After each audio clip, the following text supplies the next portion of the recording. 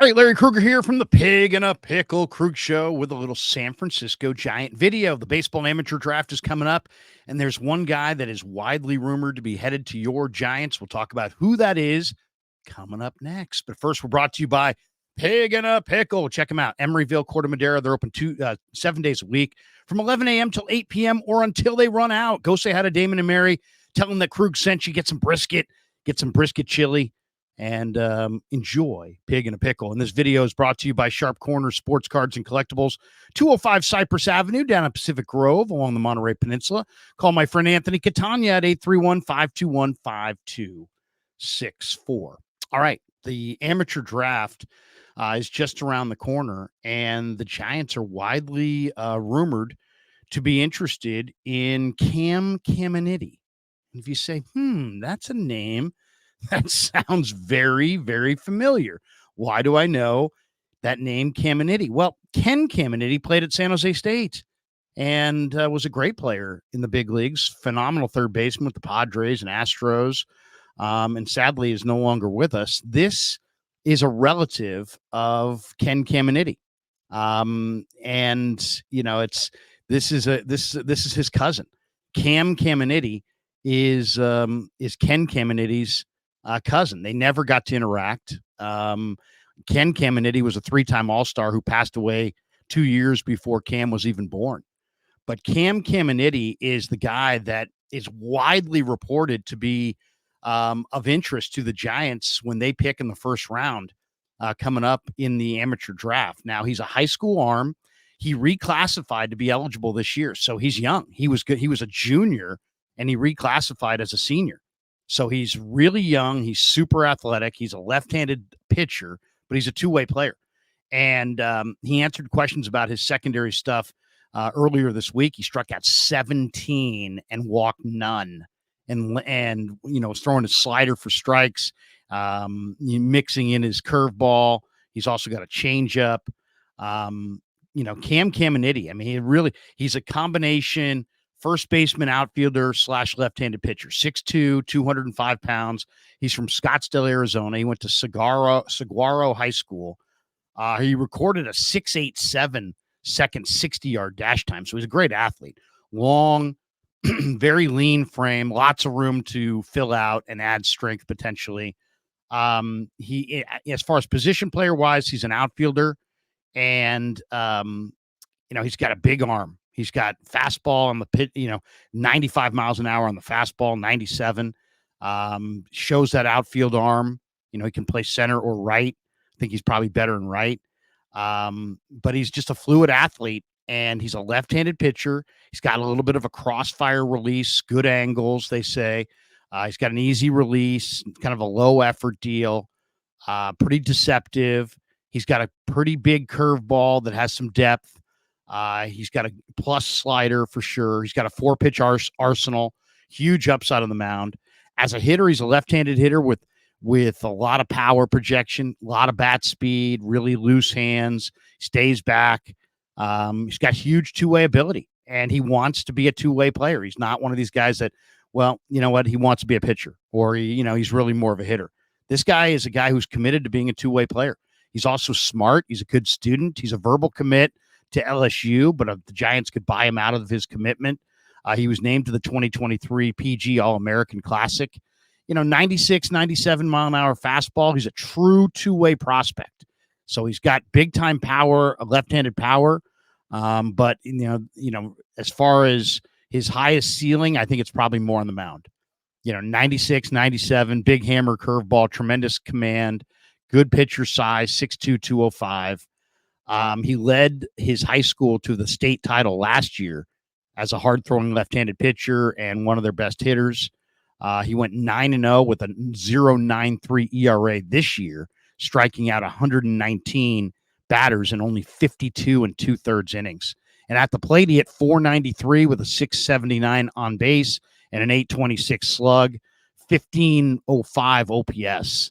So he's, in high school baseball, this guy's dominated, totally dominating on the mound, dominating at the plate.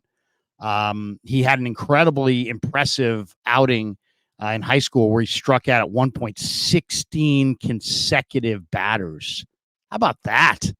In front of a packed stadium filled with baseball scouts, struck out 16 straight. His season ended with him winning the Arizona Baseball Gatorade High School Player of the Year award. As I said, he's a two-way player, and he's determined to stay that way. Fastball, they say anywhere 93 to 97, can reach as high as 98. He's got command. He's got a curve. He's got a slider. He's got a change. Lots of spin on his curve and slider. He just incorporated the changeup this season to give him that one extra pitch. And he's also, a good enough hitter to hit, and he can play the outfield, and he's an outstanding thrower, as you would imagine. He also spent some time at first base. But a lot of people think that he'll excel more on the mound. So he likes to emulate his game after the Phillies lefty Ranger Suarez, because of his calm demeanor when he's on the mound. Recent mock drafts are really high on Caminiti, many of them projecting to go to the Giants with the 13th pick in the first round. The draft is July 14th, so it's coming up just a couple weeks away. His final start, he struck out 11 and gave up 2 hits in a 2-1 championship 4A state championship win over Canyon del Oro to close the book on his high school career. So I've watched film of this guy. He's free and easy as a left-handed pitcher. He's probably considered one of the best left-handed pitchers, college or high school, in this draft. The Giants are sitting in a very interesting position at 13 in this draft on the 14th of July, because that's a spot where anybody who, falls out of the top 10 unexpectedly is going to drop right in their lap. And this is the baseball draft. So guys get drafted for different reasons. They, sometimes they get bought out of scholarships to college if they're high school prospects. Some guys, teams take, everybody looks at it's a much more projectable draft. You're drafting 17, 18, and 19-year-old kids and projecting them to 25, 26. So this isn't the NBA draft. This isn't the football draft where you're drafting a guy and you're only projecting what's he going to look like in 6 months in our system. This is like, what's this kid going to look like in like 5 years after he goes through the minor leagues? So it's a much more difficult scouting process that the baseball scouts go through. But this kid is considered a blue chipper. But there's also a bunch of guys in the top 10 that, for whatever reason, may fall out of the top 10. Either they're asking for too much, or the belief is they're going to go to college and they're not, or there's some injury issue. There's all kinds of reasons that guys fall in the baseball draft. And when you're picking 13, that means, all of those top 10 prospects, it's highly likely that somebody projected in the top 10 is going to drop right in the Giants' lap, and they may go with that guy. But according to a lot of the people that know or are privy to the Giants' way of thinking, they love Caminiti and are very likely to draft him 13th overall in the amateur draft. So remember that name, Giants fans. Ken Caminiti's cousin, who Cam never had a chance to meet Ken.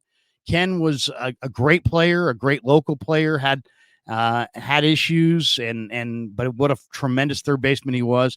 I can still remember sitting in the Murph in 1998 when the Giants rolled in there, and the Padres had that vintage team with Kevin Brown and Caminiti and Gwynn and Greg Vaughn and Wally Joyner and all these guys.